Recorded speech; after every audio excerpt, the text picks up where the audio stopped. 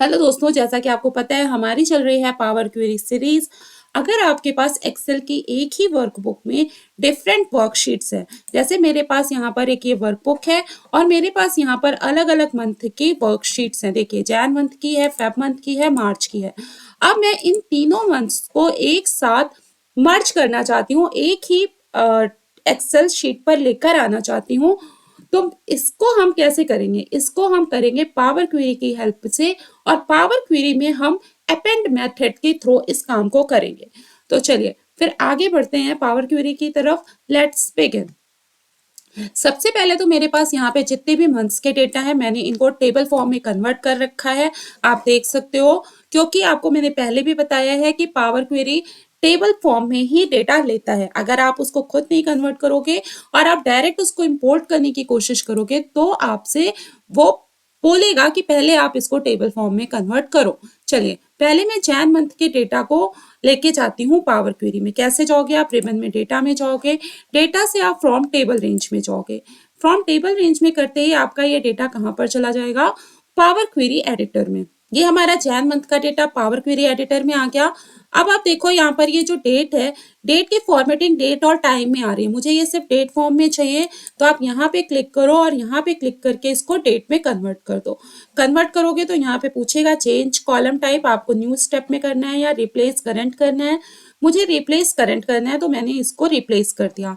अभी मैं चाहती हूँ यहाँ पे एक नया कॉलम ऐड करना जिसमें मंथ जनवरी लिखा हुआ आए। डेट तो मेरे पास यहाँ पर आ रही है, पर एक साथ ही मुझे एक नया कॉलम चाहिए। तो इसके लिए आप क्या करोगे? इसके लिए आप यहाँ पे जाओगे ऐड कॉलम। ऐड कॉलम में आप करोगे कस्टम कॉलम। कस्टम कॉलम पे क्लिक करते ही आपके पास यहाँ कस्टम कॉलम का डायलॉग बॉक्स आएगा, जिसमें आपको जो भी नाम देना है आप दे सकते हो। मैं नाम यहाँ पर मुझे देना है मंथ, मैंने मंथ दिया। अभी आपको यहाँ पे क्या लेकर आना है? आप लिखो डबल इन्वर्टेड कॉमा के अंदर, मुझे लाना है जनवरी। ठीक है, मैंने यहाँ पे जनवरी लिखा और अब आप यहाँ से करो ओके। ओके करते ही आप देखिए यहाँ पर आपका एक जनवरी मंथ का न्यू कॉलम ऐड होकर आ जाएगा। अब हम मुझे इस डेटा को क्लोज करना है। मैं होम में जाऊंगी, यहाँ से आप क्लोज एंड लोड में, अगर आप क्लोज एंड लोड करते हो तो आपका ये डेटा सिंपल एक्सेल में क्लोज होकर आ जाएगा, लोड हो जाएगा। पर मुझे इसमें कनेक्शन क्रिएट करने हैं दूसरी वर्कशीट से, तो मैं यहाँ पे क्लोज एंड लोड 2 करूंगी। उसके बाद मेरे पास इंपोर्ट डेटा का डायलॉग बॉक्स आएगा। यहाँ पूछ रहा है ओनली क्रिएट कनेक्शन, मैंने क्लिक किया ओनली क्रिएट कनेक्शन और यहाँ से किया ओके। अब यहाँ पर जो डेटा है आपका, देखो क्वेरी एंड कनेक्शन में केवल कनेक्शन ओनली लिखकर आ रहा है। यही सेम काम मुझे अभी फेब डेटा के साथ करना है। मैं यहाँ से डेटा में गई, डेटा से from table range, from table range के बाद मैंने यहाँ से डेट की फॉर्मेटिंग चेंज की। डेट की फॉर्मेटिंग चेंज करने के बाद यहाँ पे मुझे कॉलम ऐड करना है। मैंने किया add column, custom column. Custom column में ऐड करते हैं, यहाँ पे डायलॉग बॉक्स आएगा, यहाँ पे मुझे मंथ देना है। यहाँ पे मैंने लिखा मंथ। एक बात याद रखिएगा, आप ना जो भी अपने कॉलम का नाम दे रहे हो, जो भी हेडर का नाम दे रहे हो, वो सेम ही रखना। वहां भी मैंने जनवरी में भी मंथ दिया था, यहाँ भी मंथ दे रही हूँ। पावर क्वेरी जो है वो केस सेंसिटिव होता है, मतलब अगर आप यहाँ कैपिटल एम वहां पे लिखे हो तो यहाँ भी कैपिटल एम लिखना, तभी मंथ के नीचे मंथ आएगा। अगर आपने स्मॉल कर दिया तो वो मंथ जो है, जब आप मर्ज करोगे तो कैपिटल एम का अलग कॉलम आएगा और स्मॉल एम का अलग कॉलम आ जाएगा। ठीक है, पावर क्वेरी केस सेंसिटिव है, इसलिए आप अपर केस लोअर केस का भी ध्यान रखिएगा। यहाँ पे लिखेंगे फेब्रवरी। फेब्रवरी लिखने के बाद आप यहाँ से करो ओके। ओके करते ही आप देखो यहाँ पे फेब्रवरी मंथ यहाँ पे कॉलम ऐड होकर आ गया। अब आप इसको यहाँ से भी क्या करोगे? होम में जाके close and load to. Close and load to के बाद आप क्या करोगे? Only create connection. Only create connection यहाँ से किया ओके। अब आप सेम काम मार्च मंथ के साथ कर लो। मार्च मंथ में भी आप यहाँ से जाओ डेटा में, डेटा से आप जाओ from table range, from table range से आपका डेटा, आप यहाँ से डेट की फॉर्मेटिंग चेंज कर दो, डेट कर दो इसको। उसके बाद आपको न्यू कॉलम ऐड करना है, आप यहाँ से जाओ ऐड कॉलम, कस्टम कॉलम, यहाँ से नाम दे दो। उसके बाद यहाँ से किया ओके। यहाँ पे एक न्यू कॉलम ऐड हो गया मंथ का, मार्च का। मैंने यहाँ से अपने डेटा को होम में जाके क्लोज एंड लोड टू किया और ओनली क्रिएट कनेक्शन। यहाँ से हमने किया ओनली क्रिएट कनेक्शन और ओके कर दिया। अब मैंने यहाँ पर इन तीनों टेबल्स में कनेक्शन क्रिएट कर दिया। अब मुझे क्या करना है, इन तीनों टेबल्स को मर्ज करना है। तो इसके लिए आप यहाँ पे फिर से जाओगे कहाँ पर, डेटा टैब में, और डेटा टैब में आपको यहाँ पे गेट डेटा का ऑप्शन मिल रहा है। यहाँ से आप जब नीचे आओगे तो कंबाइन क्वेरी का ऑप्शन मिलेगा।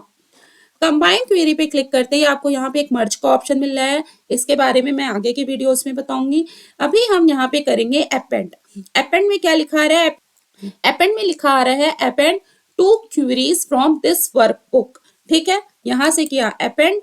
अपेंड करने के बाद आपसे यहाँ पे अपेंड का डायलॉग बॉक्स आएगा। आपसे टेबल पूछा है, आपके पास कितनी टेबल है, मेरे पास 3 टेबल्स हैं। आपके पास इससे ज्यादा भी हो सकती है, 2 है तो आप 2 वाला ऑप्शन लो। आप यहाँ से आपको जिस जिस टेबल को भी ऐड करना है अपेंड के लिए, उसको यहाँ से क्लिक करो और यहाँ से ऐड करो। फैब मैंने तीनों टेबल्स को यहाँ पे ऐड कर दिया। अब आप किसी टेबल पे क्लिक करो तो देखो ये एरो यहाँ पे हाईलाइट हो रहे हैं।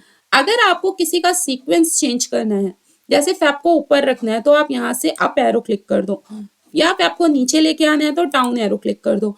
इस तरीके से आप अपने टेबल में जिसको भी ऊपर नीचे रखना चाहते हो, सीक्वेंस चेंज करना चाहते हो, वो आप अपने मर्ज टेबल में कर सकते हो। आप जब यहाँ से आप ओके करोगे, ओके करते ही आप फिर से पावर क्वेरी एडिटर में आओगे, और पावर क्वेरी एडिटर में आप देखो यहाँ पर ये आपका जो आपने वहां पे मंथ का कॉलम ऐड किया था वो आ गया। अब आपको मैं यहाँ बता दूं, यहाँ पे मैंने हर जगह कैपिटल एम लिया था। अगर आप स्मॉल एम ले लेते ना तो यहाँ पे एक स्मॉल एम का अलग से कॉलम बन के आ जाता। कैपिटल एम मंथ से अलग कॉलम बनता, स्मॉल एम से अलग कॉलम बन के आ जाता। इसलिए मैंने आपको वहां भी बोला था कि पावर क्वेरी केस सेंसिटिव है। अगर आप किसी हेडर को नाम दे रहे हो तो आप उसमें कैपिटल और स्मॉल लेटर का ध्यान रखिएगा। अब मेरा यहाँ पर ये डेटा आ गया। अब मुझे यहाँ पे क्या करना है, इसका नाम आ रहा है अपेंड 1। अगर आपको इसका नाम चेंज करना है, मैं जैसे इसको ऑल मंथ देना चाहती हूँ तो मैं यहाँ पे इसका नाम कर देती हूँ ऑल मंथ। इसके बाद आप यहाँ से होम में जाओ और अपने डेटा को क्या करोगे, क्लोज एंड लोड टू। अगर आप क्लोज एंड लोड करोगे तो आपका डेटा कहाँ पे आ जाएगा, एक्सेल में लोड हो जाएगा। क्लोज एंड लोड टू करोगे तो देखो आपको यहाँ पे कई सारे ऑप्शन मिल जाते हैं। अगर आपको पिवट टेबल क्रिएट करनी है तो आप पिवट टेबल यहाँ से बना सकते हो, पिवट चार्ट बनानी है तो पिवट चार्ट बना सकते हो।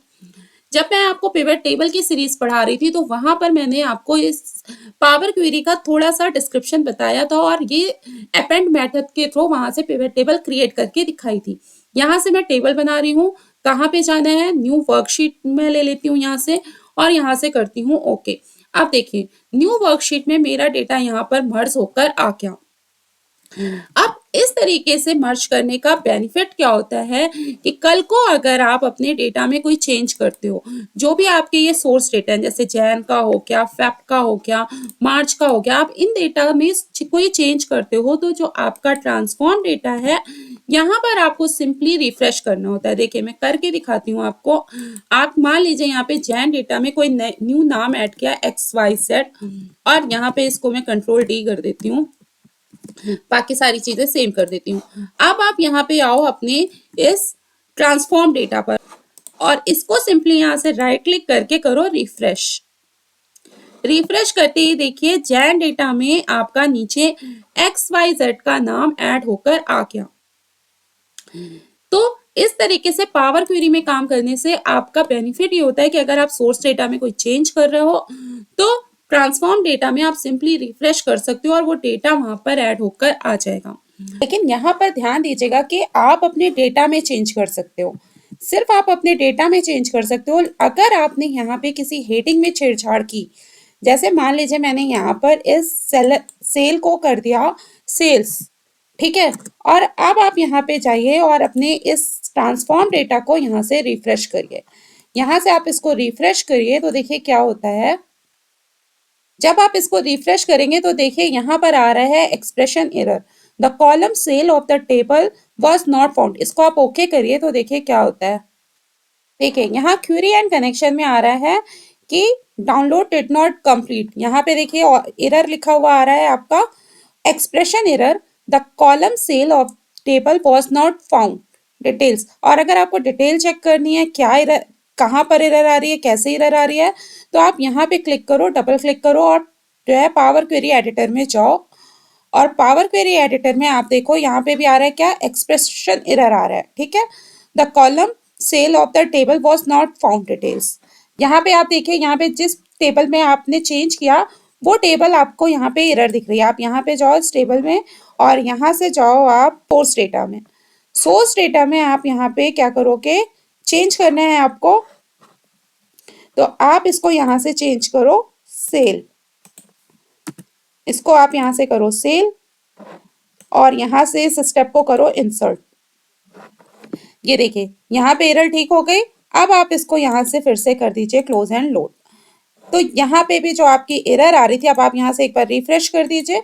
अब आपकी जो एरर आ रही थी वो यहाँ से चली जाएगी और यहाँ पे जो आपका सोर्स डेटा है उसमें आप इसको यहाँ से चेंज कर दीजिए। ठीक है, इसको यहाँ से चेंज कर दीजिए। ठीक है, इस तरीके से अगर आपने कोई हेडिंग चेंज कर दी तो आपके पावर क्वेरी में एरर आ जाएगी। आप डेटा में छेड़छाड़ कर सकते हो लेकिन आप इसकी हेडिंग में, इसके हेडर में कोई छेड़छाड़ नहीं कर सकते हो। उम्मीद करती हूँ आपको मेरा आज का ये वीडियो पसंद आया होगा। अगर आया है तो लाइक करो, शेयर करो। आगे इसी तरीके के बहुत सारे वीडियोस में लेके आने वाली हूँ पावर क्वेरी से रिलेटेड। अगर आपको देखना है तो चैनल को सब्सक्राइब भी कर देना ताकि आपको नोटिफिकेशंस मिलता रहे।